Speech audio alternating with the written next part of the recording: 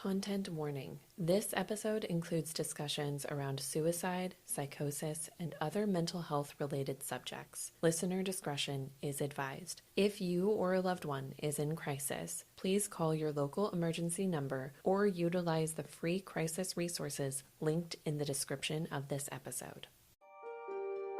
I'm your host, Ariel. And I'm your host, Alyssa.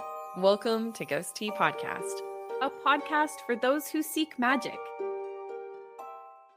Hello, ghosties. Welcome back. And today we are discussing spiritual psychosis, and we have a very, very special guest on this podcast to discuss this hot topic with us. Just a reminder, like every episode, that everyone has different views on things, and that's okay. We don't ask that you believe what we do. We just want to share what we found in our personal path with others. With that said, hello, Chris. Welcome to Ghost Tea. Thank you. So excited to be here. I am so excited to have Chris as a guest. I have collaborated with her a couple times in the past and have just enjoyed their company so much. They're so amazing to talk to. So I'm super excited to have them on the show today. So Chris, could you give us a little bit of an intro or background on who you are, where you're coming from on this topic and things like that, and whatever you would like to share with our little ghosties? Sure. So my name is Chris. I'm a licensed professional counselor in Oregon and in New Mexico. I'm also a certified end-of-life doula, which is a national certification. I've been seeing clients for about 7 years. For 4 years, I worked in community mental health, which really has high levels of really serious trauma, psychosis, mood disorders, things like that. And then I moved into private practice about 2 years ago, where I'm mostly a trauma therapist and I use EMDR to treat people. I also am a certified alcohol and drug counselor on top of that, but my passion really lies in treating trauma. On top of those like professional qualifications, I'm a spiritual person. I identify with being a witch. I'm non-binary. I really like to take up the space of in the middle of things. So that's a bit about who I am.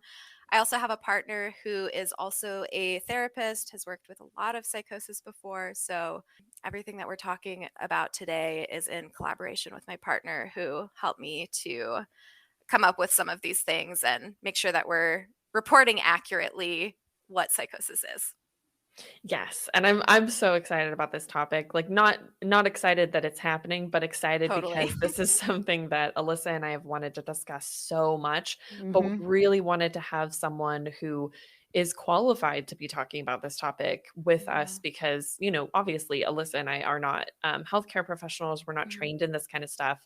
And it's something that we can give our opinions on, but I really wanted to have someone from that professional scope of things like discussing this with us because I think that's so important. And I really wanted to be able to have our listeners have someone who knew how to approach it from that place. So I really just think this is going to be a super helpful episode for people who are curious on how to navigate psychosis if they feel like they're kind of getting to that point, or if they feel like people around them are getting to that point, and kind of how they can approach that, but also just more information about what it is and the healthy and good ways of approaching it to where they can come out the other side unscathed for the most part.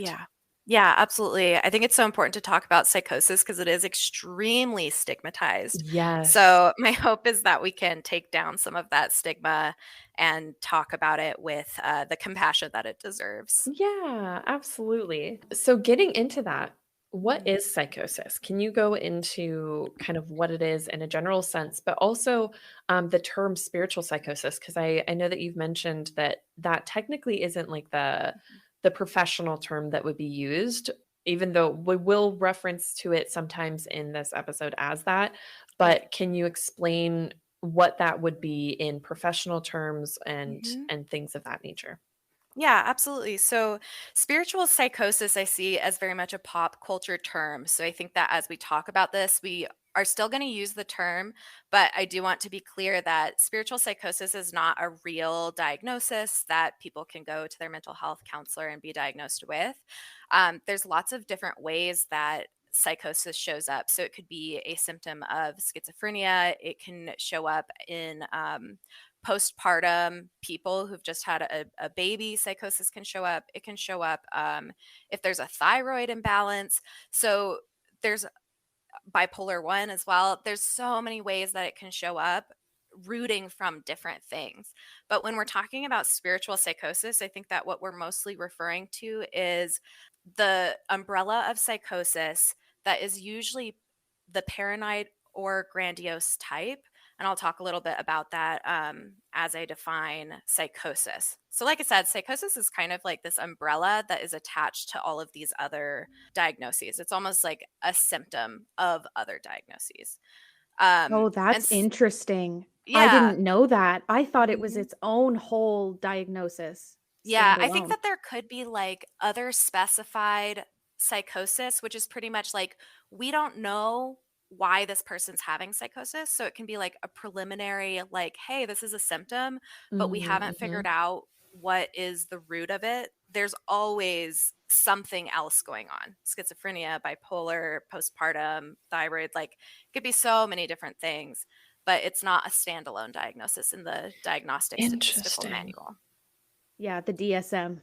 Hmm. What's the DSM at now? Is it DSM 5 or 6? I think it's the DSM-5, and that I think they're going to release the 6 pretty soon is Okay. my hope. There's lots of updates that really need to happen. So we're still focusing on diagnosing with the 5, Okay. which should be updated soon.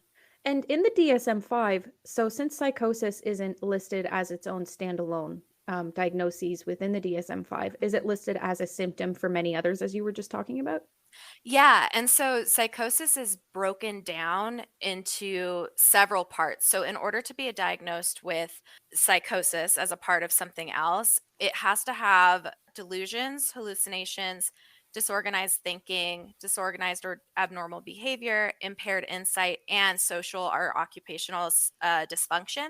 Now, it doesn't have to have all of those. In fact, it has to have 2 or more of those for a significant portion of time. So this is like 1 month or over in the time period. And when we're thinking about breaking this up into pieces, the delusion is a false belief that is strongly held despite evidence to the contrary. And delusions show up in 3 different ways. They can be paranoid, which is believing that others are plotting against them, which I do see in our pop culture reference of spiritual psychosis. Paranoia that everybody's against them, or even that like God or the universe is plotting against them. Mm. That might show up in that way. Grandiose, having an exaggerated sense of self importance. Again, non stigmatized, that is a symptom of psychosis, is to feel like you know everything and not really lean into any, like, I don't knows. That's another one that I see when we look at this term spiritual psychosis, is feeling like you know everything and not being able to hear other people's points of view. And then the last one is bizarre, which is involving unusual or implausible ideas. This one, I think that we should always take with a little bit of an asterisk, because different cultures have different ideas, different beliefs, different spiritualities and religions. And so, as a mental health professional, one of our important tenets is to be culturally aware, culturally humble, that we can't just say that this belief is bizarre and therefore psychosis just because it's something Right. we haven't heard of before. Right. I love Wow, that. that makes a lot of sense. And I have a question Yeah. about one of them. I think it might have been the one just above bizarre. Um, this is the one where you have like Mhm. grandiose thoughts Yeah, and ideas. grandiose. That's the one. Okay. One of the things I've noticed a lot within the spiritual realm is we talk a lot about on Ghosty podcasts and just in general about really Mhm. trying to balance the mundane with the magical and trying to stay very Yeah. grounded, keep one foot in Mhm. reality, all that stuff. Right. But where I've noticed that a lot of the conversations tend to center around psychosis, it tends to be associated with what I believe might be that particular number, where people either think that they are a god or that they're Mhm. here to perform godly functions. They kind of exhibit a lot of different I would say personality traits, types, and behaviors that are similar Mhm. to cult leaders, which we covered Yeah. on a previous episode, talking about toxic spirituality and things like this. Mhm. What would be, it from your observation, maybe within a spiritual sense, probably the most prevalent? Yeah, I think you actually named it really well. When it's the grandiose type, it's usually feeling like I've been sent here to change the world, right? Yeah. It's not Yeah. about like I have a gift that I can share with my community. That's not grandiose. It's the way I've described the difference between bipolar 1 and bipolar 2 is that bipolar 2 is like, "Oh my gosh, I feel so good. I feel just like Oprah."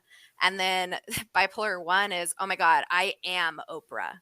Right? So Ah, there's like this Mm. delusional piece that's grounded in like in nothing basically. that's fascinating. Really fascinating. So those are some of the telltale signs, I guess, maybe that someone could look out for if they might be in psychosis, or did you want to describe what that might manifest as for a typical person, perhaps, engaging in spiritual practices? Yeah, so I think that it's important to note that part of the trouble with if you're going into psychosis is that a symptom of it is that you don't know. And that's what makes it Yeah. so Yeah. incredibly scary because all you know is that your reality is different from other people's, but there is a very strong belief that that is the truth for you. And it is. And I think that this is where I'll tell a little bit of my own story because I think it's really important to really be clear that these people, this isn't a lack of will. This isn't like they're making it up or they're pretending to believe it or they're trying to become a cult leader or anything like that. When somebody is entering psychosis, they are fully believing what they are experiencing. Yeah. And if you can imagine, that's really scary. So for me, in my past, I think it was maybe like 8 years ago, I had a drug-induced psychosis. I'm going to talk a little bit more about like those different types that could trigger a psychosis, but mine was a drug-induced psychosis. And at that time, I believed that there was this committee of people around me, including my spouse, who's just like the sweetest, most wonderful person in the world, and then all Oh. of my friends. And I had this full belief that they were having this committee, they were having meetings without me, and that they were plotting to murder me. And so that was terrifying. And it was so real to me that I was like hiding, I was isolating, I didn't know who was on the committee. And it wasn't until I was sent into an inpatient facility where I got treatment that I started to come back to reality. Which, by the way, when somebody gets treated and come back to reality, it's not as simple as like, oh, now I know. There's actually a lot of like shame and fear, and you've already pushed away so many people because of Right. the psychosis. But that's why it's even more important to have a ton of compassion that this is not the person's fault when they Yeah. are in a Yeah. psychosis episode. Absolutely. I've noticed that there seems to be a lack of compassion when it comes to psychosis in the spiritual realms, Yeah. because Yeah. people armchair diagnose, they throw it out. They're like, oh, this person has a different belief than me. So they're in a Mhm. state of psychosis and they're very Mhm. angry with them. And like, you're spreading misinformation and you're like a Right. danger to the community. It's a very like aggressive kind of view I've seen, at least. Yeah, and that's so heartbreaking because ultimately people do not change from shame, period. That is not a way that Right. anybody changes in any type of behavior, let alone being in psychosis. People can only change when they feel seen, heard, and when they truly feel that the person around them is cares about them and is actually hearing them. And a part of that is for a friend and family member is actually to just come to that person and be like, "Hey, I noticed that you're really scared. Like, what's going on? What's going on in your life?" Instead of being like, that's not real, right?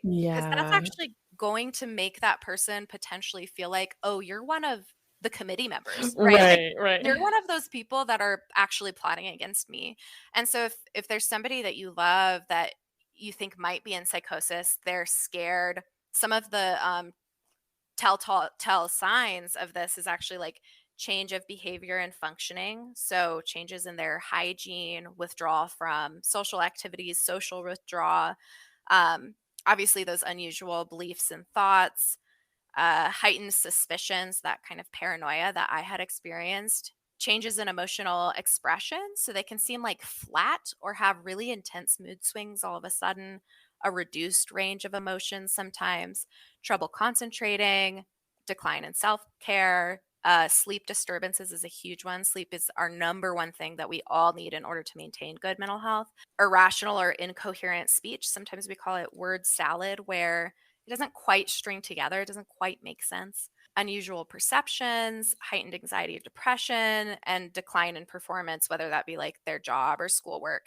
And it's important to note that all of this, like when we're thinking about healthy spirituality, where maybe you like see people, right? You connect with people who've passed, you connect with deities. If you feel grounded, if that is healthy, if it's not isolating you from anybody, if it helps you feel more whole, that likely is not you being in psychosis. It Yeah. really requires those functioning decreases and that it's hurting yourself or others for it to be a mental health diagnosis. Right, and a lot of people, I that's kind of something that I wanna get into a little bit more too, because a lot of people who I 'cause I that's actually how I met Chris, was she Oh responded to yeah, one of my my TikTok. defense of you. Yeah, I forgot she about that.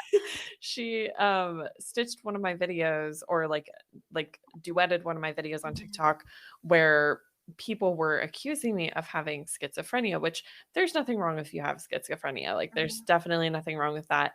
But there's a lot of people who commonly come to my page, and, obviously Alyssa's page as well, and Mhm. will diagnose us with things like that. Because we're like speaking with deities, or speaking with loved ones who have passed over, or speaking with spirits, the way that you would just talk to a normal person Right. who is living, and it can really throw people off and make people believe that you are going through some sort of psychosis. Mhm. And so I'm wondering, I guess my question would be, like, in terms of like, because when people have asked me that question, like, I do kind of regurgitate what you have told me in the Mhm. past, of like, is it something that makes you feel afraid? Is it Yeah. something that makes you feel really uncomfortable? Does it make you feel like you have to isolate? Mhm. Things like that. Or is it something that is supportive in your life and is helping you to have a more healthy approach to life? Things like that. Mhm. Is that a good thing to kind of use as a way to define, or help people define, whether or not their interactions with deities or interactions with spirits and stuff is Right. something that's healthy, or something that could be detrimental? Right. Yeah. Basically, the question to always ask is this causing harm to self and others? And it's not really included in others if maybe the people in your life are just super judgmental and just like Yeah, hate yeah. religion or spirituality. And then they're like, you're crazy. You must be Right. in psychosis. That's different. Like people who are grounded, they have loving people in their life. Um, if it's, yeah, if it's making you feel more whole, if it's helping you connect to earth, to the universe, to the spirit, and it makes you feel good, that is not psychosis. Hmm. Where it tends to kind of concern me is when it manifests itself in such a way that the person feels that they need to, convert someone or be a Right. leader, and like, Yeah. amass groups of people and like try to convince people to follow them because, they're, whether it's a reincarnated God or some true messiah of some sort, like that's where for me I feel like it can be a real danger to the community, and why understanding these things is so important is because we can fall, like we've talked about this in our toxic spirituality and like Mhm. manipulation and stuff. It's not always nefarious in the sense that the person may truly feel that that's their reality, like Chris was Yeah. talking about. Right, right. But that's where it scares me the most, is that sometimes it does manifest that way. And at least that's kind of what I've observed just on the sidelines of some spiritual people who are very Right. public facing, may Yeah. have that manifestation of psychosis. Yeah, and I think that the grandiose type is mostly what you're Hmm. talking about, where Yeah. it can be scary, especially if there's a combination of some kind of personality disorder. Like narcissistic personality disorder is a real diagnosable personality disorder in the DSM. That's a real thing.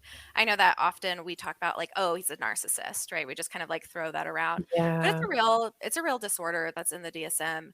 And so if you pair narcissistic personality disorder with something like a grandiose type episode of psychosis, it can lead people down really dangerous roads. Now, I can't just like diagnose random cult leaders because they're not my clients. It's not something I can do. But sometimes I do wonder if like that did start from a place of grandiose psychosis plus narcissistic Right, right. personality disorder. People like that can be really, charming. They can seem really like wonderful and supportive, but really it's, creating this spiral. So I agree, it is really scary that other people can potentially get sucked into that. And people who are sucked into that typically, like maybe this triggers their own episode of psychosis or something like that. Usually they're predisposed. So it's something like they have schizophrenia in their family, they have bipolar Mhm. 1 in their family, they are doing a lot of drugs and not getting enough sleep, they just gave birth, there has to be risk factors involved because most of the time there has to be a reason. It can also be Yeah. stress and trauma induced, by the way. Severe trauma can also trigger a psychosis. And it's important to know too that like all of that is psychosis is treatable with the right amount of support and medication and that kind of thing. But it does get scary in the community, especially with something as fast paced as TikTok. And Yeah. because, people can be convincing, especially when they're really confident in themselves, it can be, eh, I've worried about that. Like, because there is a phenomenon of like group psychosis, like group hallucination. And I'm actually not sure if that's in the DSM. I think it might just be considered a phenomenon. I forgot to mention, like, even though this is my profession, this is my job, I'm also human, and that there's absolutely things that Yeah. I'm gonna not know.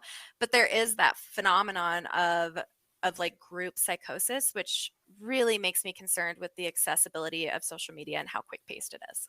Yeah, and I have had people, in my life who, know about what I do and know about, like, friends that I'm connected to who also do the same things, work with spirit and are able to see them and things like that. Mhm, And, there's been times when, like, I've been with friends who are also able to see the same things that I'm mhm. seeing without us having a real concrete way of us explaining how we would be able to see the same thing and not, first somehow be influencing each other. Like, there's been times when Alyssa and I will, write separately what we're seeing and then compare notes and it will be the same thing. It's Wow, wild. that's It's so so cool. cool. Yeah, Yeah, it's It's from a so spiritual cool. perspective, very sometimes I wonder about the collective consciousness because Well, there that's the yeah, is thing. something there. There has to be.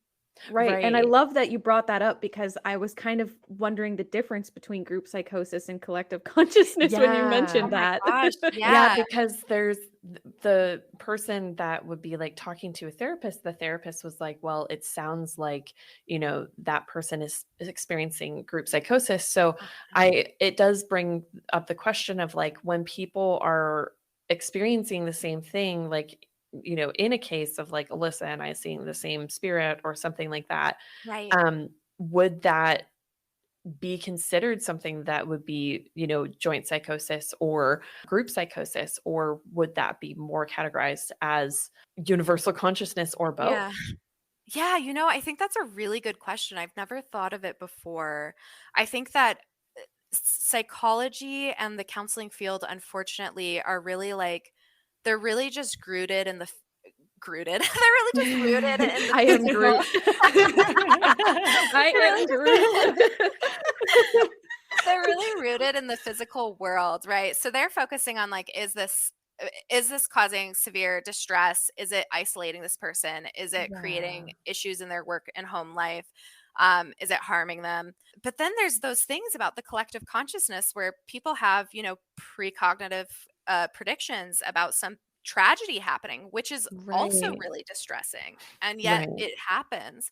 So I think the answer of that question is that we really don't know. And because Yeah. spirituality is something that's based in like belief, faith, personal experiences, and sometimes collective experiences, it's very hard for Western psychology to be able to say, oh, no, that's not valid versus, oh, no, it is. So instead, because of cultural humility and understanding that people have different beliefs and spiritualities, the focus always returns back to, is this harming this person? Right. Right. Amazing. This is such a beautiful topic. I'm so excited that you're here. I'm so I'm literally on the excited. edge of my seat Oh my listening to God. every word with such determination and pause. I'm like, "Oh my God." I'm so glad. I love talking about this stuff. It's This so is important. very fascinating, and, I just oh god, okay, anyway, I need to stop, like, geeking out over here. Um, one of the questions that we also wanted to know was, since we're talking about this in, obviously a spiritual sense, and this is very much a great segue into this next question, are there any signs that someone can look out for within themselves? Which I know you kind of answered before, where the person Yeah. doesn't necessarily know that they're in psychosis, but is Mhm. there a way that we can almost do, like, a self check-in to make sure that we're um, maybe avoiding approaching psychosis or something. And again, I kind of realize that this question is a little bit silly now that you've talked a bit more about how the person may not know they're in psychosis. Yeah, Also, they may have something else underlying that right. it's a bit of an interesting question, but I don't know. Is there some sort of way we can kind of check in with ourselves a little bit? Yeah, I think that it's important to always be checking in with ourselves. And I think that one of the number one things you can do is make sure that you have a community around you or family or friends that when you are most grounded, you know with certainty you can trust them so that if they come to you and they say, hey, I'm worried about you, I've seen these changes of Mm, behavior, I've seen you withdraw from all of us, we care about you, we're worried, that there is a possibility you can hear that because you've already established this knowing. For me, for example, that experience was so scary that like I made a plan that if I were to ever start feeling weird and a friend or family member came to me and was like, "Hey, I think something's going on," that I would immediately just follow what they tell me to do, which is probably like mm, therapy, go to the hospital, get medication, whatever it might be. So I think that the social support and community piece is the number one thing that you can do because most of the time, psychosis, you're not going to know that you're starting to like go down this slippery slope. But you can also look out for your own social withdrawal. But the psychosis might also be telling you in that moment that that's what you have to do to protect yourself and stay safe. right. So that's the tricky part of it.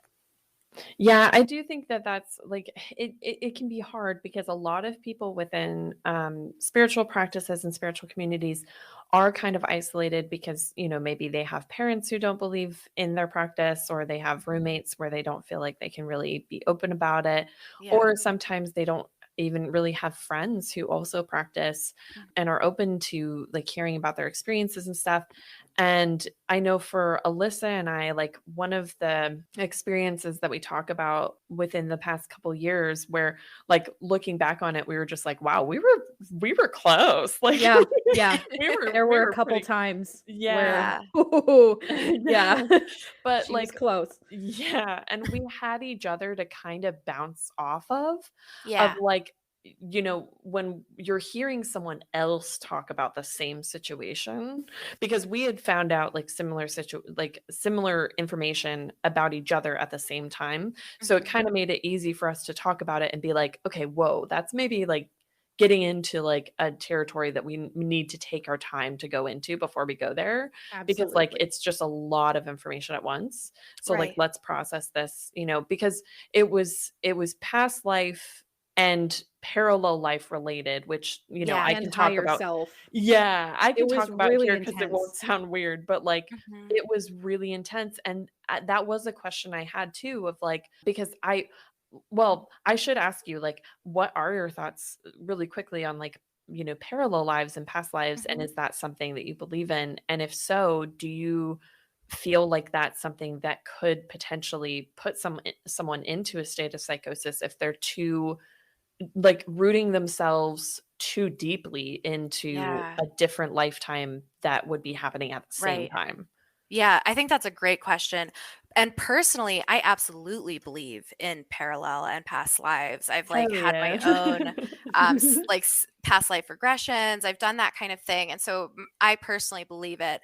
I think that what you have to be careful of is like those past lives do not have to define or create an entire reality around you in this life, Yeah. right? Yeah. Like if you can use it as information to be like, okay, what lessons did I not learn there Mhm. that I tapped into that are important for me to learn here?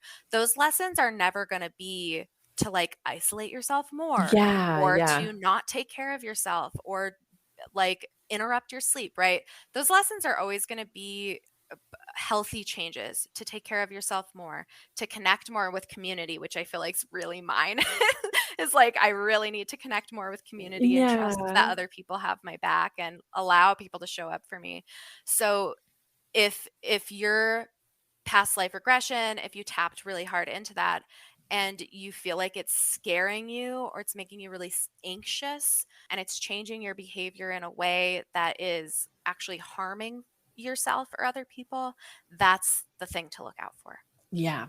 Yeah. Yeah, 'cause it was to a point where, like, Alyssa and I were like, "You know what? I think we just need to take a break from, like, spirituality for, like, a week and just Yeah. chill, because it was Reground. yeah, because it was a lot of information, and I know that a lot of our clients too recently have kind of been, having experiences where they have information like that coming through, and it's a lot to deal with at once, it's a lot to process, Mhm. and it's really important, like, if one of our listeners is listening right now and you've had information like that come up, like, I Mhm. just really encourage you to like take time to let that process. Like, it's Yeah. not going Yeah. to be something you're going to figure out overnight. And when that kind of information comes through, like, that's a lot to process. Like, Yeah. trying to make sense of living two lives at once, but then also Mhm. feeling like you have to figure out which one you have to be prioritizing. Like, always prioritize this one because this Yeah. is the one that you started with. Yeah, And this is like, the present. yeah, yeah, this is your present and that is where you're supposed to be. I think And you another can, thing that we did, Ariel, you and I, that really helped with kind of keeping ourselves grounded wasn't just taking kind of a little bit of a step back from spirituality in general, but was also kind of like allowing ourselves the time to process it and ask critical questions, which yes, would be like, yes. what from this can I apply to my current self instead of Mhm. running with it as my current self, you know? Right, Yeah. And I right. felt like that really helped with kind of really showcasing that there is a difference between the information that we got and the present now, and that it is okay to integrate it, but not for it to become the entirety of it. Right, And I right. felt like that helped with us a lot, but it also kind of the idea of psychosis really being a danger to yourself and or to others. Mhm. It's the danger to yourself part that can be really hard Yeah, to yeah. Mhm. navigate if you don't have that community around you and you don't have like a friend. Like we're lucky Yeah. that we had each other to have this Yeah. because we realized if we talked about this, we people would literally throw us, you know, Oh, we would be torn in the apart. end, Yeah. we would be torn Absolutely apart, like, torn we would apart. Right. absolutely we were like, "Oh god." Like, at least we have each other that we can kind of, Yeah. like, be like, "Whoa, dude, like, let's just chill, let's" but Yeah. if somebody doesn't have a community necessarily or doesn't Mhm. have, like, people around them that they can trust, what's a way that they might be able to kind of navigate that a little bit? Yeah, it can be so dangerous because when we're alone in our own brains, especially when you have depression or anxiety or something that just increases risk factors, it can just be this like black hole of terrifying. Like the Mhm. brain can really bring you to really scary, scary places. And if you don't have those people around you that you trust, it's really hard to find any balance. And so I'd recommend if anybody finds themselves in that place and they're isolated, they're alone, they don't have people they can trust, I'd highly recommend either a professional mental health counselor. You can always get evaluated at a behavioral health hospital too, and they'll basically tell you like, okay, you seem like a good fit for outpatient once a week or intensive outpatient. You can be inpatient, something like that, where you're getting professional support. And if that's not always accessible to you, peer group therapy is also great. And you can choose anything from like a process group to just process what you're going through, to something like dialectical behavioral therapy group, which is more like a class where you learn skills and tools to ground yourself, has a lot of mindfulness, has a lot of Buddhist background actually, to practice really like centering yourself. And through group therapy, I think often people find community in spaces like that, just like with AA and Yeah. NA and things like that. I know, actually, you know what? It's funny you mentioned AA. I have a lot of Mhm. experience with that as a recovering/recovered alcoholic. And Mhm. AA actually really helped to ground my spiritual experiences during that time in my life. Yeah. And it was because I could bounce things off of people who were very open. Like, Right. these are people who have gone through severe traumas. These are people who Mhm. are not there to judge. And if you are, you're not allowed in the space. It's not meant to Yeah. be a judgmental space. So, from a substance abuse slash spiritual experience, kind of like, I guess, like intersection, I found that to be really beneficial. And nobody would judge me, and I was Yeah. not the only person there who was spiritual, but the irony of it being held in the basement of a church wasn't I lost on know. me. Like, Yeah. that wasn't lost on me at all. But it was partially funded actually by the church, so I was very thankful Right. by that. But Yeah. it wasn't like religion wasn't forced on us as a part. It's very much Mhm. like, I guess, agnostic might be the word for that. I don't know. Mhm. Um, but I love that you just mentioned that. I think that's what I heard you say was AA, and I was like, oh, Yeah. that helped me so Yeah. much.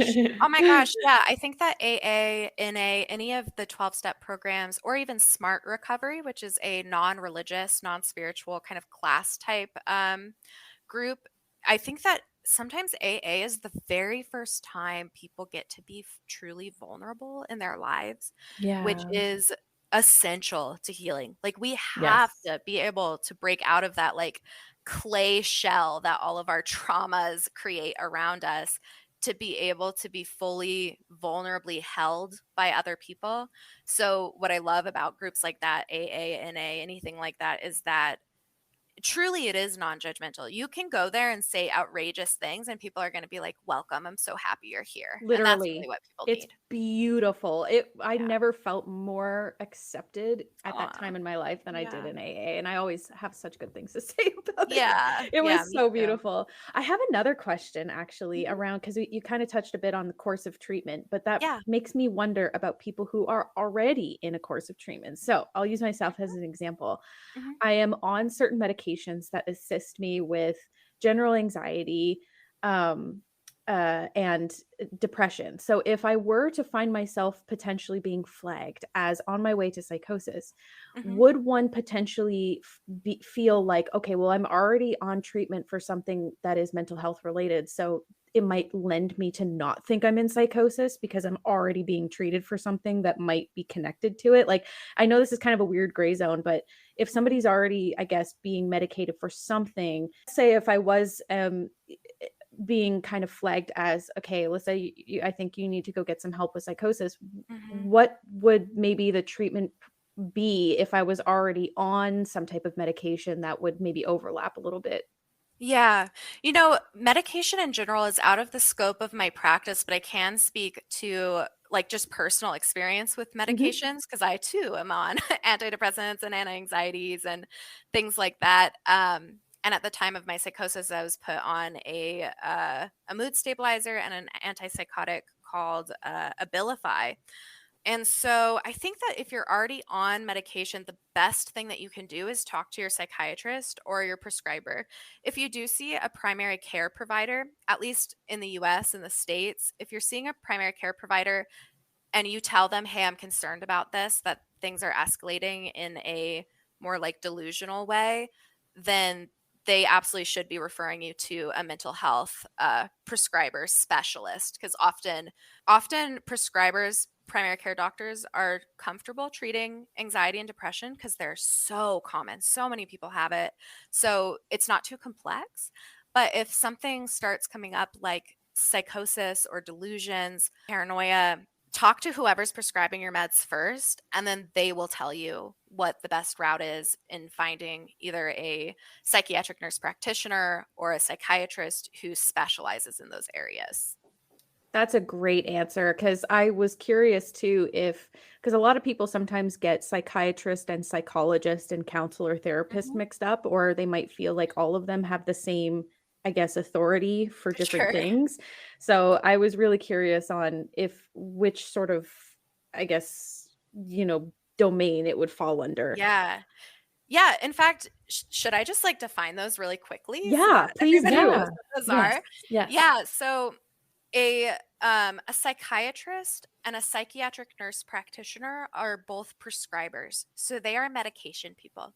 I think sometimes people go to them and they expect it to be kind of like therapeutic or like, Mhm. counseling, that this person's going to really ask a lot of questions about their personal life. But they're really concerned about treating mental health from a medication perspective. So psychiatrists and psychiatric nurse practitioners who you would go to. Some states don't have psychiatric nurse practitioner, so that is state dependent. And then psychologists typically have a PhD advanced degree. So that's usually like two years more than a master's degree. Psychologists typically specialize in assessment and diagnosis. So they're really heavy on like doing assessments. What exactly is happening here from evidence-based stuff.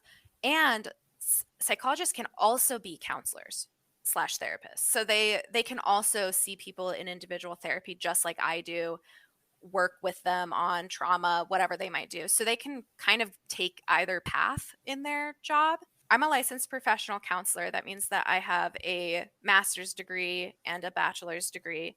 And then I had to do, I think it's like 4 years of work post graduation under supervision before I could get fully licensed. And within my scope of practice, I can do a couple of assessments. I can diagnose, but you're not going to have like a full, 4-hour ADHD diagnose or ADHD assessment with me. I'm probably just going to look at your history. I'm looking more into like what's going on in your life. How do we make your life more functional? What interventions might you need, like EMDR or internal family systems? So, licensed professional counselors are typically the therapists that people talk about in pop culture, where it's just like, oh yeah, my therapist said this. That's usually Yeah. who they're talking about. And then let's see. Oh, therapist. So therapist is a very general term that isn't actually connected to any specialty. To be honest, a lot of people can just call themselves a therapist without any qualifications. So you want to be careful with that. Oh, that's Um, scary. I yeah, didn't know that. but there's a Oh, breakdown no. into like there's physical therapists, there's mental health therapists, there's somatic experiencing therapists. Everybody has a different level of education that they're and required to be. Counselors are required to be under a board. Psychologists are required to be under board. Therapists, it's questionable. Sometimes they're under a board, which is great. Like I do believe physical therapists have to be overseen by somebody, Mhm. some overseeing board. And then there's things like life coaching, which, to be transparent, I'm actually not super against life coaching. I just want Yeah. people to do it ethically and be Yeah. aware of when they should be referring to professional mental health therapist or something like that. But life coaches actually don't have any overviewing ethics board where if they do harm, they can actually get in trouble. Whereas in my job, psychiatrists, psychologists, there are pretty giant repercussions if we do something that's knowingly harming somebody. So we have good Right. backup that if I do something to a client, intentionally or unintentionally, they have every right, and I would encourage them to report me to the board because I need to have those kind of repercussions if I'm doing harm. Life Yeah. coaches don't have to do that. That Wow, is so good to know because that's good that's information. Thank you. yeah, I had no idea about the therapist too. Mhm. That's really enlightening, but also terrifying because Yeah, it is a term that, like, when you see it, there's a lot of trust behind it. Like, it totally. automatically builds this kind of trust in your mind for that person. So it's Mhm. really good to know that, like, that isn't necessarily regulated by a lot of stuff, so that Yeah, Man, people can that go just in more reminds me. informed. Yeah, it just reminds me of it's like it's so paralleled with like dietitian versus nutritionist. totally. It's so Yes. And I'm confusing. like, which one are you and who went to Yeah, school? Like, yeah, like exactly. which one And of like you is qualified? I'll call myself like a mental health therapist because it's a toss up. Counselor and therapist in our field is the same thing. And there's Yeah. also like licensed clinical social workers who also kind of do the same thing as counselors. We all just have kind of different titles, where social workers are often trained in like resources and things like that, which is awesome. We need more social workers, and counselors are more trained in like clinical therapy, but we kind of do the same thing if we choose the route of private practice and seeing people individually. So the word therapist is thrown around. It doesn't mean that it's bad, but it should flag you to just be like, okay, what's this person's background? Did they get schooling? Right, right. Are you new to witchcraft or wanting to improve your practice? Then my Patreon is for you. My name is Alyssa. I am a practitioner with over 10 years of experience, and I want to help you to take your practice to the next level. Within my Patreon, you'll find information on the history of witchcraft, the science of magic, exercises for strengthening your clair abilities, spellcrafting and how-tos, baneful magic, and so much more. Join today via patreon.com/LaRusaMystic. Let me help you unlock your magic. My name is Ariel Willow. I'm a clairvoyant medium and occultist with over a decade of experience of helping others build deeper connections with spirit and themselves and improve or reconnect to their abilities. My services cater towards abilities coaching, deity practice, astrology, and more. Visit www.arielwillow.com to find out more. It's time to step into your power.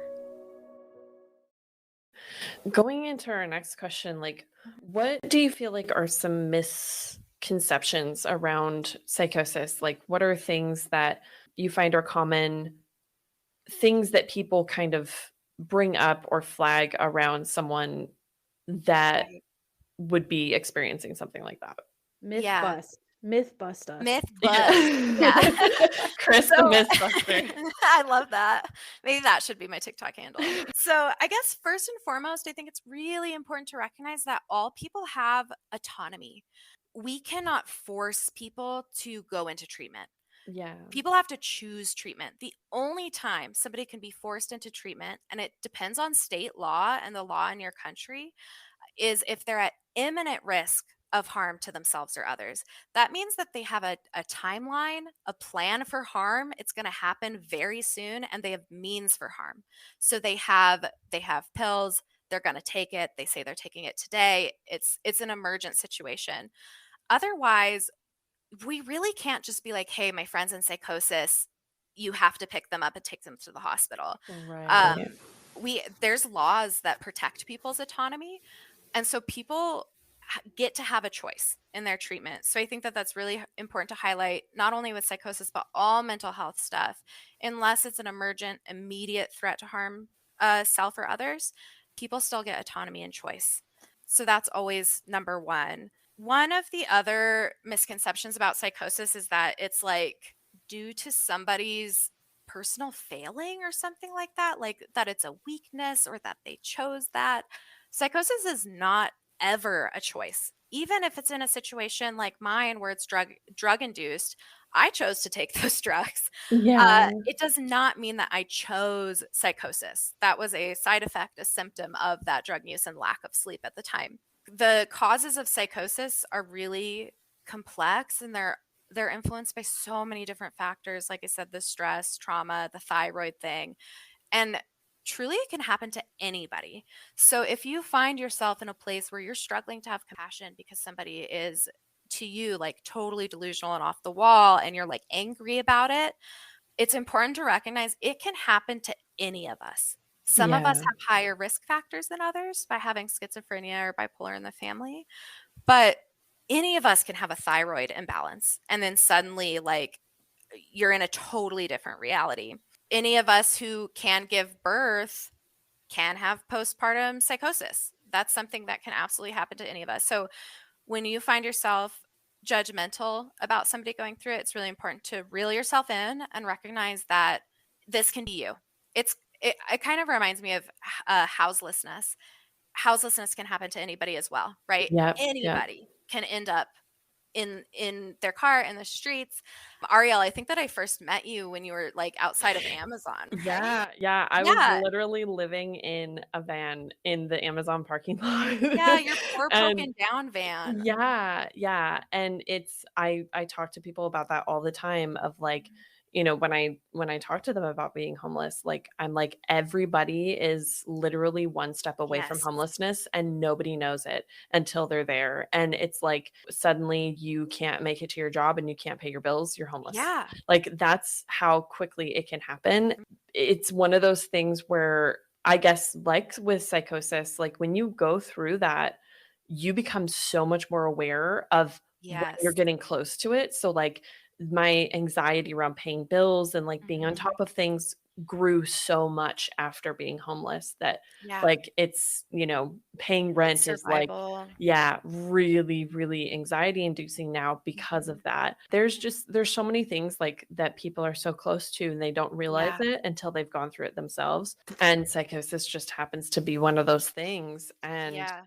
there's been, times when, like, of course, in the moment, I didn't feel like it was, psychosis, but looking back on it, I was just like, "Oh, wow, yep, I was I was experiencing something," because, of trauma or because Mhm. of, like, spiritual stuff suddenly coming up and it being a lot and overwhelming. Like, there's so many experiences that we have where we're just one step away from something and we don't realize it Right. until sometimes we look back at it and we're just like, "Oh, wow, like, that happened so quickly." But yeah, houselessness Yeah. for sure. It I mean, for the listeners, we were talking before recording that, I got an injury this week where I cannot walk, and I might not be able to walk for several months, and luckily, because I'm a telehealth counselor, I get to work from home, but I suddenly had this realization of, like, if if I had a physical job, I could not have an income right now. That would be completely Mhm, taken away. mhm, I would not be able to then pay my mortgage. I could then lose my house. I could then have to live in my car. And then I couldn't afford my car payments, right? Houselessness, psychosis, injury, disability, it can happen to any of us at any time. So that's mhm. all the more important to have as much compassion as you can when you can, right? Like leading with compassion instead of shame is always going to feel better for the other person and for you. Yeah. So if you have a choice, if you can recognize if you're if you're getting drawn into that negativity or things like that, just remember compassion changes people. That was a Um, great line, by the way, Chris. oh, Having thank you. something, I can't I'm gonna butcher it now, but having compassion for other what did you say? It was so Oh perfect. I gosh, was I'm like, not "That's sure now. slayed." But it was like We'll having have to listen compassion. back. Yeah, we'll listen back. But Yeah. my god, that really hit home. But I agree Okay, with you good. that that compassion aspect is so critical, and I Yeah. do feel like, we've been talking a little bit about TikTok and social media and how that can be a bit dangerous sometimes, and Hmm. since that's something that we all participate in, the 3 of us here, and most likely many of our listeners participate in navigating in social media, but especially within spiritual spaces. I do feel like for a space that usually considers themselves to be quite compassionate to people who are Hmm. different or othered or Right. outside of the social norm, I find them to be quite mean to people Yeah. who might Yeah. be in situations that are different than their own or might be Right. experiencing things that might be, you know what I mean? So I Yeah. I'm glad we're sort of bringing that up so we can remind people that compassion goes much further than you think. Yeah, I'm gonna go even more into like how do you approach someone too with that compassion mindset? Because as I was researching all of this, making sure I have good information, I was thinking about that mother who killed her 3 kids not long ago, maybe 6 months ago. It was already labeled. She had postpartum psychosis after her third child. She was, I believe, a delivery nurse. And so she was Oh like yeah, I heard living about a that. totally normal, typical Mhm. life. And then she had postpartum psychosis. And online, there were so many people who were like, yeah, I understand she had psychosis, but that doesn't excuse killing your kids. And like, of Right, course it doesn't. But also, right. when you're in psychosis, you are not in reality. And Yeah, yeah, we can't assume what was going on in her inner world, but just like a vignette, a scenario is like if you believe that the devil is coming after your children and that the only way you can save them is to kill them, you truly believe that in the yeah, moment. yeah, And so you can act in a way that in our reality is absolutely unacceptable and horrible and horrific and still be acting from the place that the psychosis was trying to like do something good or something like was supposed to right. happen. So I think it's important to remember like truly, this can happen to anybody. And that actually brings me to my next point on misconceptions about psychosis, which is violence. A lot of people, because of sensationalized stories like that, when something just horrific happens, people often assume that people in psychosis are violent. But I really want to hit home that research shows that most people in psychosis are not violent. And in fact, they're more likely to be victims of violence. And that's true for most mental health diagnoses. Most people who have a mental health diagnosis and they're struggling are way more likely to be a victim in any situation rather than perpetuating violence. And that doesn't mean it Yeah. never happens, but the stereotype is not true. And then as far as other misconceptions go, I'll just kind of go down my list. Some people think it's a permanent condition. It's not. Some people with schizophrenia may deal with it most of their lives, but treated, you can live a functional life just like anybody else. There's plenty of people living with schizophrenia who have jobs and families and are just like living their lives. It's treated with reasonable support and medication. People believe that psychosis is uncommon. It's not. It's relatively common. It can happen to anybody. Effective treatments, they work, right? Like my Abilify worked. I was taken out of that psychosis and suddenly was like, oh shit, this is reality. Another misconception is that hallucinations are constant. So it's like, oh, who do you see in the room right now? Or like, what's going on? What hallucination? They can come and go. They're not constant. Sometimes they're auditory. They can be tactile, where it feels like somebody's touching you. It can be visual. It can show up in so many different ways. And then lastly, it's a totally varied experience. So one person's psychosis is going to look totally different from another person. So there's no one way to be like, okay, this person checks every single box, therefore this thing. Yeah. Everybody's so different. So it's a varied experience. Yeah, and one thing that came to mind when you were talking about the experience of like people witnessing psychosis from the outside is I think in those situations, a lot of times we let our morals affect our compassion. And Mm-hmm. it's like we place one above the other.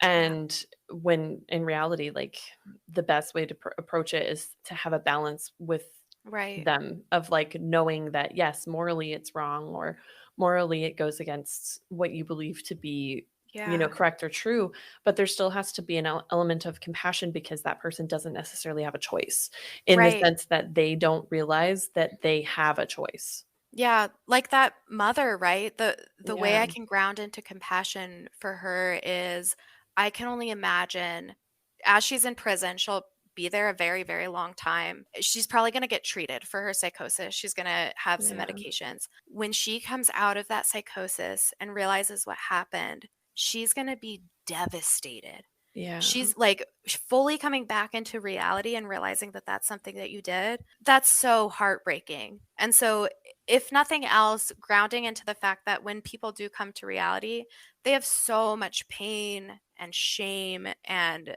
she has to live with that the rest of her life because she happened to be one of the people who ended up with postpartum psychosis. So, if you can't ground into the like, well, I can't have compassion for her killing those children, maybe see if you can have compassion for what it must be like to come out of that psychosis, that delusion, and suddenly realize what happened, because that must be so scary. Right. And as someone who has experienced like mental health struggles, like that, it makes me emotional to think about that because Yeah. it's just like so heartbreaking. And when you have been in a space where like your mental health and your experiences within that space have Mhm. caused harm to others, and you are able to like come back and kind of witness it after the math, like, ooh, that is such a hard place to be in, and it's very hard to look at someone else experiencing that and not have compassion Right. for that situation. I realize I had this question, and Chris, I am curious as to what is the fundamental difference between psychosis and dissociative identity disorder versus Mm, like mhm. between the two, because I feel like for people who go through psychosis, there might be people who are like, oh, they probably have DID, or it might be a Yeah. manifestation of DID, but they can obviously be separated as we've been talking about, but what are the Mhm. fundamental differences? Yeah, I mean, DID is its own totally separate diagnosis. And I'm not an expert on DID, so I'm going to talk pretty general on what I know of it and some of the people I've worked with, because I'm a trauma specialist, DID almost always comes from trauma. It basically shatters the internal world. In a therapeutic approach called internal family systems, we see ourselves as multiple parts. So we see that we are the self, which is grounded, compassionate, kind, curious, creative. And then we also have managers that are like inner critics and judges. We have exiles, which are the things we want to just like vote off the island, like pain and grief, loneliness, things that we feel are unacceptable. And then we also have firefighters, which are basically maladaptive coping skills to make sure that the whole system isn't overloaded by the exile. So, say a loneliness comes in and you binge eat or you do drugs or something, that coping skill is the firefighter. So, from my understanding in DID, it's a shattering of all of those parts where they no longer have contact with each other.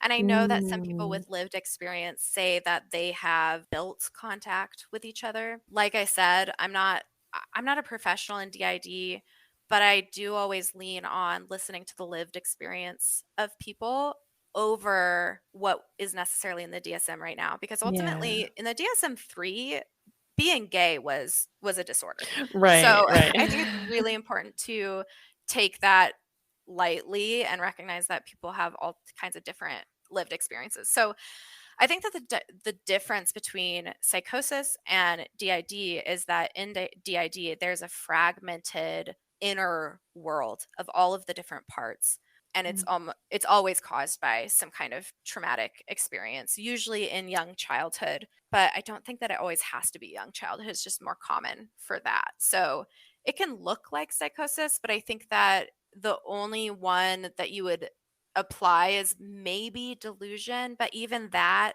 if we're looking from an internal family perspective, it's just the different parts of them, but it's just Mm. fragmented. So I don't know if they would necessarily call that a delusion, but I think that people might see it as that. Ah, okay, that Right. makes sense. Thanks so Mhm. much for answering that. It was Yeah, a question that I was really curious about. sure. Yeah. Yeah, and another question I had was, are there kind of levels to psychosis in the sense that you can have like a very mild psychosis or a very severe psychosis? Is there levels or is it just kind of more generalized? Yeah, in the DSM, I'm not sure if they have like a ranking system, but what I do know is that as unique human beings, everything exists on a spectrum. Everything, right? Like gender, autism, all of these things exist on a spectrum, and so some people might be, they have, I don't remember how many qualifiers there was, I'm just going to guess, but like 9 out of 9 symptoms of psychosis. That might be more extreme, right? It's really intense, but you only need 2 symptoms of the 9. Again, I can't remember if there's 9 or not, but you only need 2 to be diagnosed. So, like everything, I think that it's on a spectrum, and I'm not sure if in the DSM there's an actual like ranking system. Right, right. Mhm. As far as like, because I know with Alyssa asking about dissociative identity disorder, it made Mhm. me wonder about dissociation as Mhm. well. Like, is that something that would be categorized under psychosis or is that more of a separate thing? I think that somebody with psychosis can have dissociation, but just because somebody has dissociation doesn't mean they have psychosis. It's kind of like how I can't remember which way it goes, but like a square is not a rectangle. No, a square is a rectangle, but a rectangle is not a square kind of thing. Right, right. Mhm. Where again, dissociation often shows up from trauma in the past.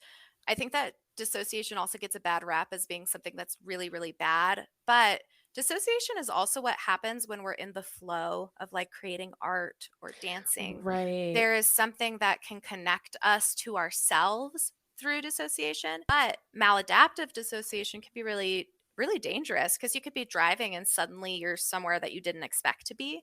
That's Right. really dangerous.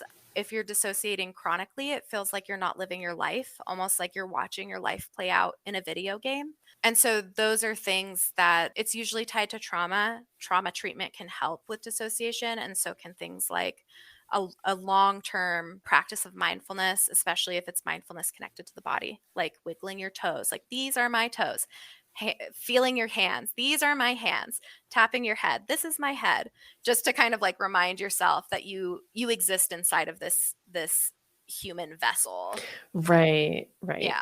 And then our next question, how can friends or family, like, or people around those who may be experiencing psychosis, because I know we kind of went over this earlier, approach something like that or a situation where they might be concerned about someone? How can they approach that in a way that might help create an environment where that person feels safe enough to talk to them about what they're experiencing, or Mhm. maybe even get treatment? Because I know that we've kind of sprinkled this kind of advice throughout our discussion so far. Yeah. So it's just kind of more of a culmination of all of those things. But is there anything in addition to what we've already talked about that you would recommend for people to just generally approach those situations?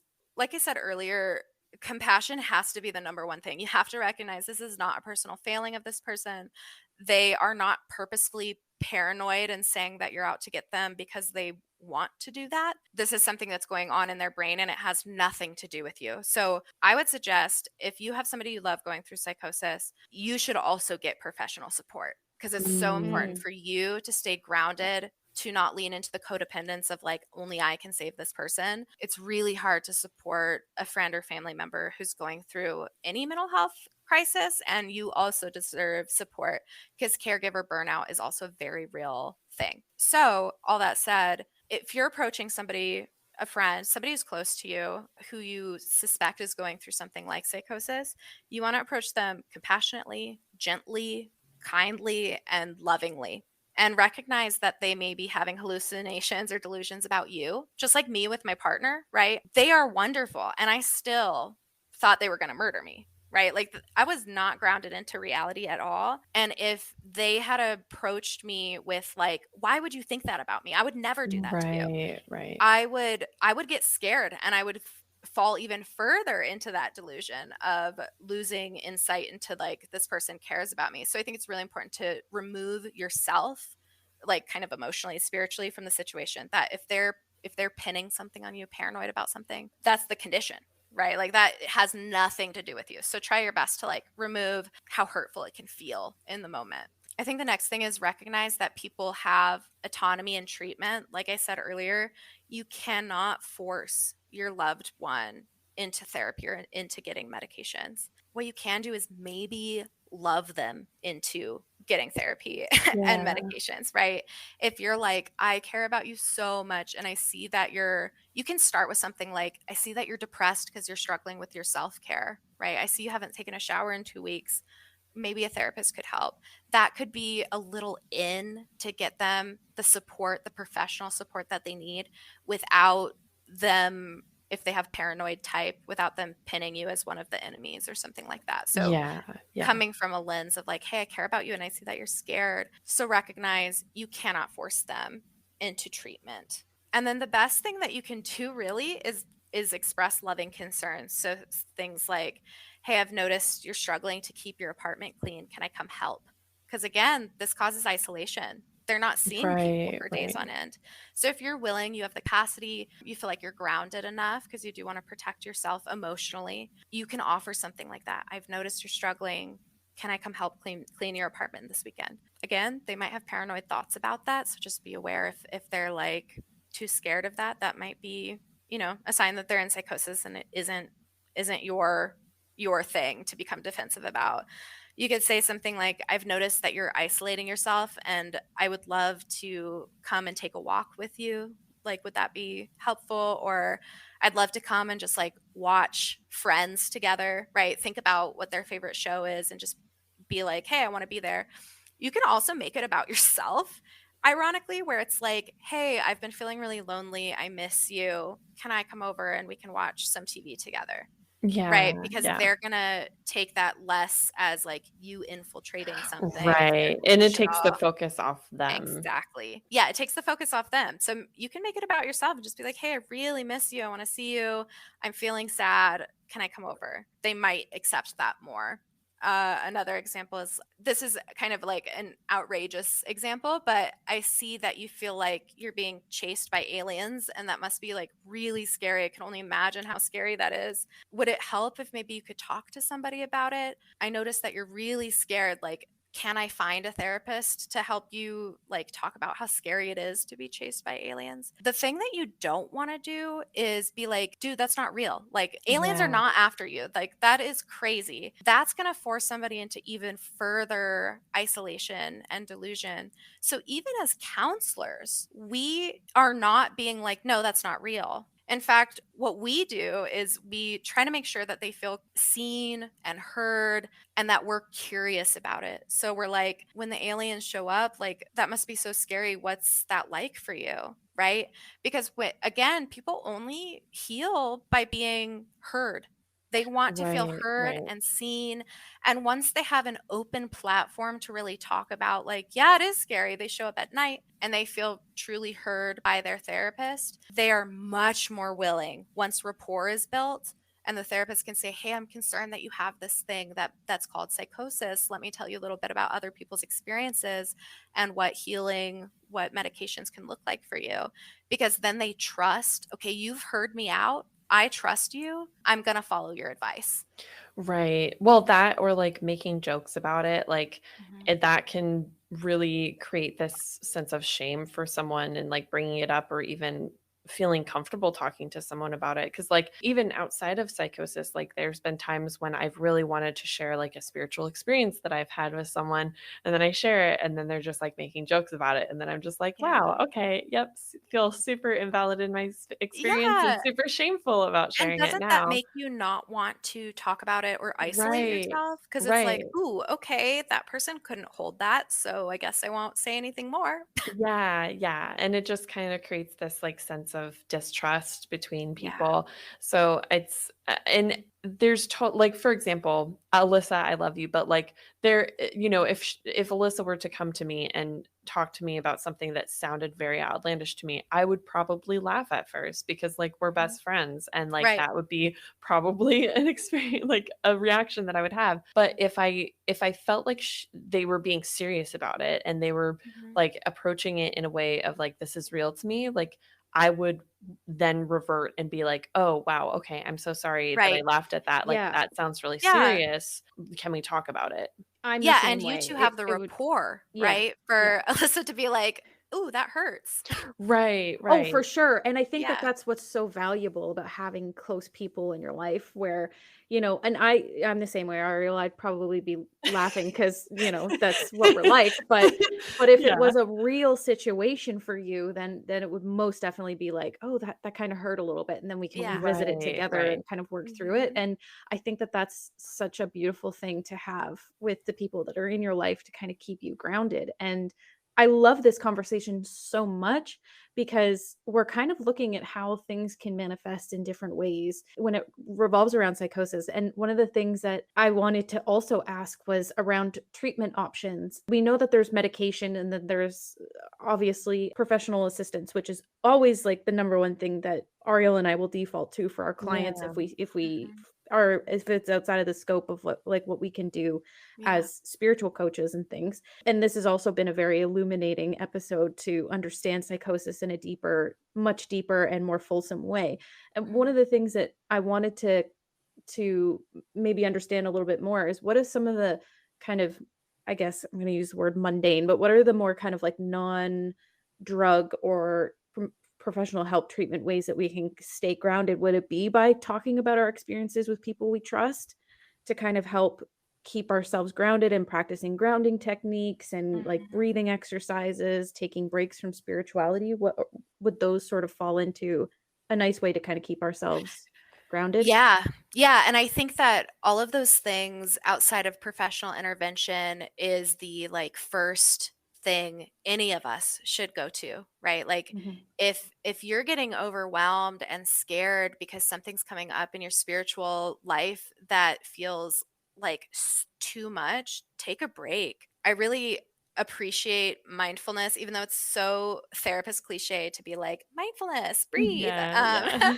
But the purpose of that is actually because the autonomic nervous system is connected to the lizard brain, which is like our brain stem and our amygdala.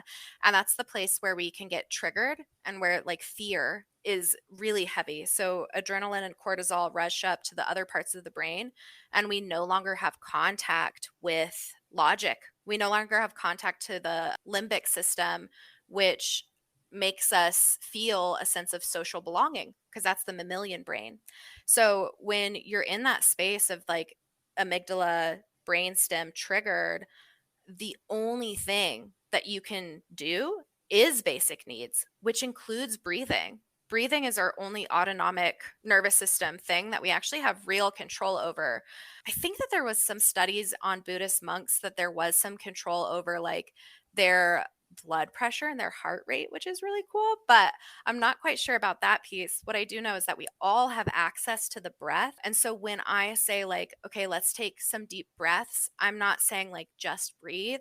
I'm saying I want you to feel the sensations of the air as it enters your nostrils and goes down into the belly. I want you to feel the sensations of your belly rising. And then I want you to feel the sensations of the heat from the air come up all the way through your mouth and out your mouth, because it connects you to the body when you're triggered, because adrenaline and cortisol make it so that you literally cannot think. And then next to that, baseline needs: food, water, shelter, predictability, and routine, and movement. So those are the baseline needs that have to be addressed before you can move into the midbrain, which is responsible for sensory input and movement. So then you can get some movement, you can smell some things, you can hear some things.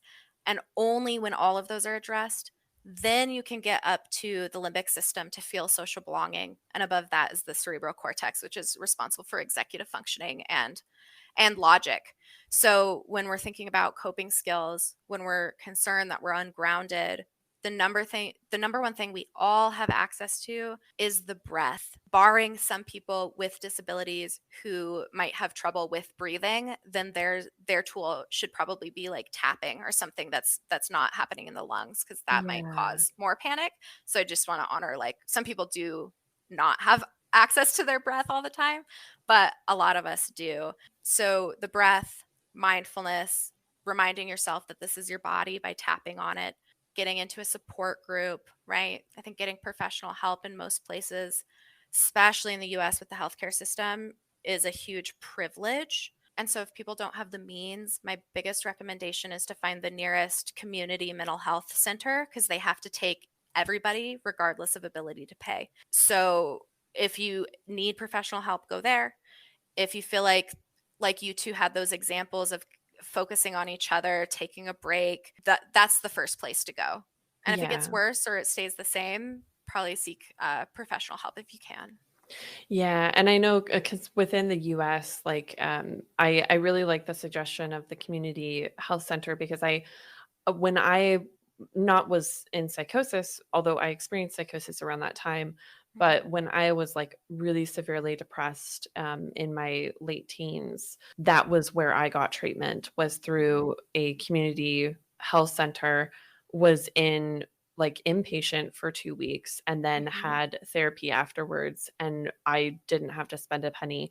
So Yeah. it is definitely something to look into if you are financially really limited. And I had a job at the time. So, like, even if you do have a job, like, you are very likely to be able to either be on a really good sliding scale, or Mm-hmm. like free altogether. But you have to be willing to like check it out and actually like Yeah. see what's available to you, because that's, I think, something that prevents a lot of people from getting help, at least here in the US, of like that financial aspect of things that makes it so hard to get Yeah. access to help that we want, but that we Mm-hmm. don't feel like we have the ability to get. Um, Yeah. so that's definitely something to check out, and I'm glad that you mentioned that. Yeah, same, exactly. And in Canada, for those who are Canadian like me, love you. Mental health services provided through the government run public system, like services that you receive through like your local mental health center or team.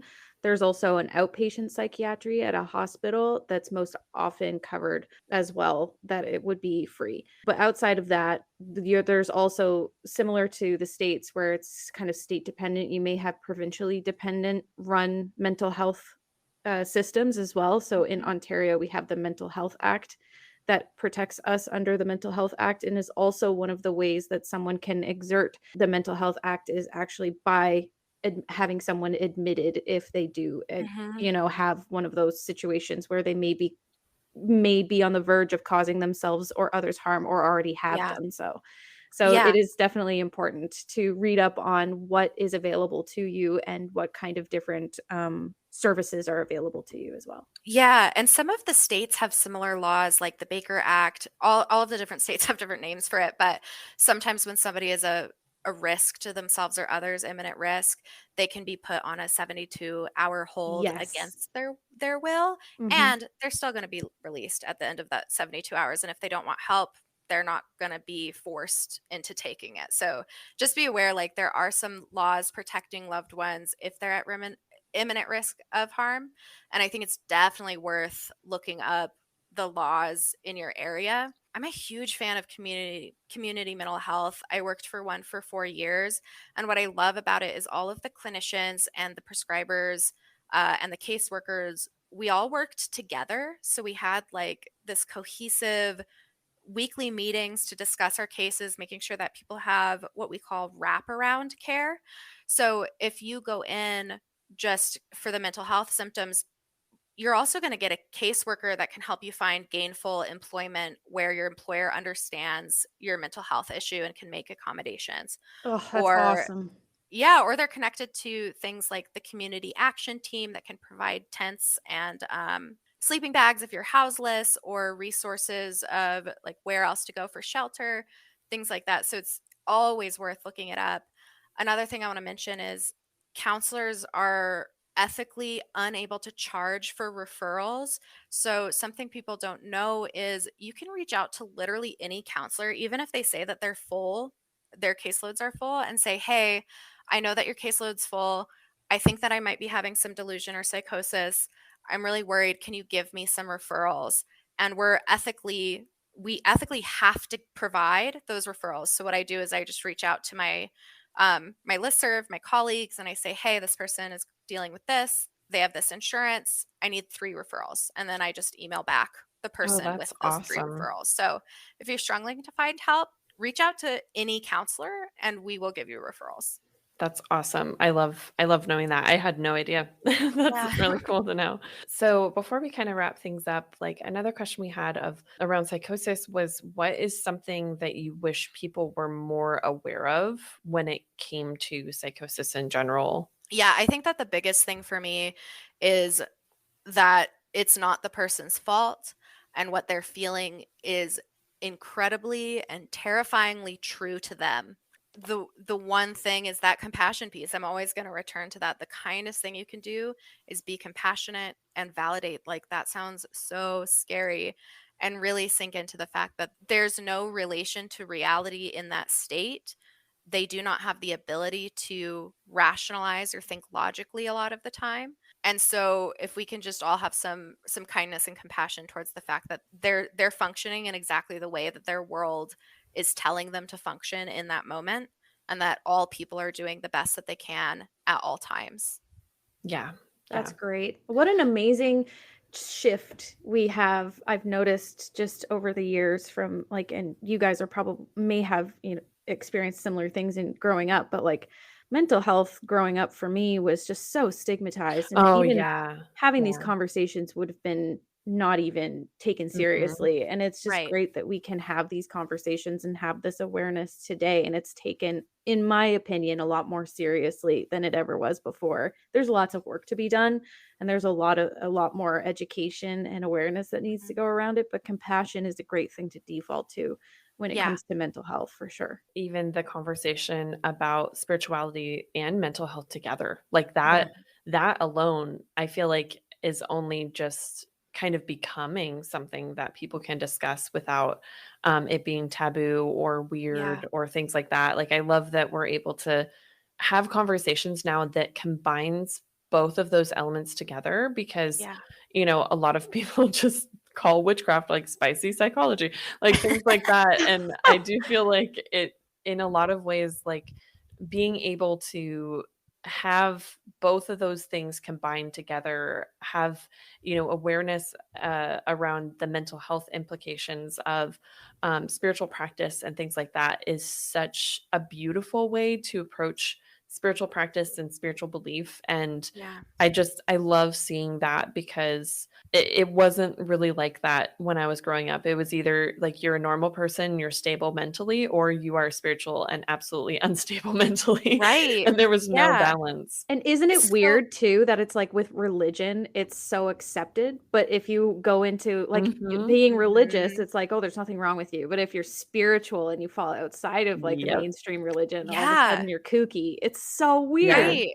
Yeah, I've been thinking about this a lot because I think that in society, we love putting things in drawers. We Yep. love Yeah. putting Yeah. things in categories and saying it's black or it's white. There's no in between. But I think that spirituality for me has really grounded me in the space of like, life is so complex and nuanced and almost all of it's gray area. Mhm. There's very little this or that, black and white, this side or that side. People are so complex and have so many different life experiences that spiritually, if it allows us to ground into holding all things with compassion and kindness, that could be really like life changing for us and for our communities, our societies. And also we shouldn't blame ourselves for wanting to put things in categories and black and whites, because that's actually just human evolution. It makes us feel Yeah. safe. So if you feel uncomfortable with sitting in the middle, that's probably a sign that that might be your next mindfulness journey, is to practice sitting uncomfortably in the middle, because that's what actually exists. Your brain's Right. tricking Right. you, saying that, oh, you're safe in black and white because there's a solution, there's an answer. We as humans hate not having answers or the Yep. unknown. So the practice, the spiritual practice of mindfulness or grounding, it really is settling into, I don't know. Mhm. Yeah, and that can be really uncomfortable. Like, the Yeah, unknown is uncomfortable, but it's also where we find the most growth, and that's the exciting exactly. part. Yeah. And what's So really cool is that Chris is both a mental health professional and a witch. So they do yeah. exist. Yeah, they We do exist. exist. And I'm And not I the only one. I have friends. Yeah. Yeah, yeah. So I guess what I wanna leave off with is, Chris, if you are comfortable with, like, people reaching out to you, if that's something that you feel comfortable with, how they would be able to do that, where Mhm, they can find information about you or your, practice, if you ever have openings, because I'm mhm. sure you're very, very popular. Um, and and also, like, where on social media they can find you and things like that. Like, how can they get in touch or follow you on your journey moving forward? Yeah, so professionally, if you want to reach out to me, my website is chironscaveholistic.com. Chiron after the wounded healer, of course. I have lots of information on there about EMDR, trauma treatment. I have a page for end of life doula work and resources for people who might be at the end of their lives, or people who have loved ones at the end of their lives and just want some resources. So if you want to check out my professional work, you can reach out through my website. I think that my email is also on there. My caseload is full, and because of this injury, I'm actually trying to pare down. And I also don't carry a wait list. But if you're looking for resources or referrals, I'm always happy to help. The only caveat is I'm licensed in New Mexico and Oregon only. So I'm only going to have resources and referrals for those two states. Mm. But if you are listening from one of those two states, and you're curious about either working together or finding a counselor who has a similar belief system as me, please definitely reach out and I can help you find some referrals. For other things like socials, my TikTok is Cosmic Counselor Chris. I'm not like posting every day or have consistent content though, so just be aware that sometimes it's just like videos of my cats being precious. Sometimes it's sometimes it's art stuff, sometimes it's counseling stuff. So I'm definitely not consistent with my socials. And then people are welcome to request to follow me on my personal Instagram, but again, it's like just me and my friends. And that one is Queer Eye for Thick Thighs. Oh, yeah. Yeah, it is. And Chris we is will great. have You should follow her. absolutely. And we'll have everything linked to Chris below as well in the description or the comments or however your platform is set up.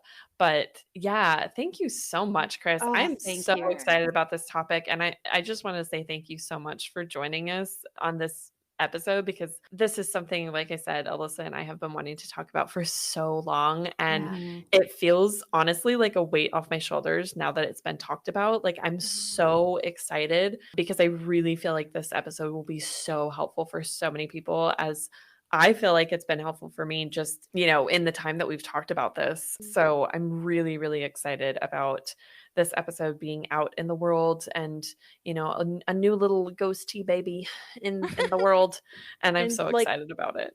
thank you for sharing not just your expertise, but also your personal experiences. That's so Yeah. great. So thank you so much for being willing to share those with us. And we loved having you here on Ghost Tea. And I am so, so grateful for the information you've shared. I guarantee this is going to help someone because it helped me. So Yes. I Yeah. hope that this, share with your friends and all that stuff because this is great information. And Chris is amazing. Go check her out, go check out their website. And you know what, like I really just love this topic so much, and that it was you that was the one that we had on to talk about it. So thank you again.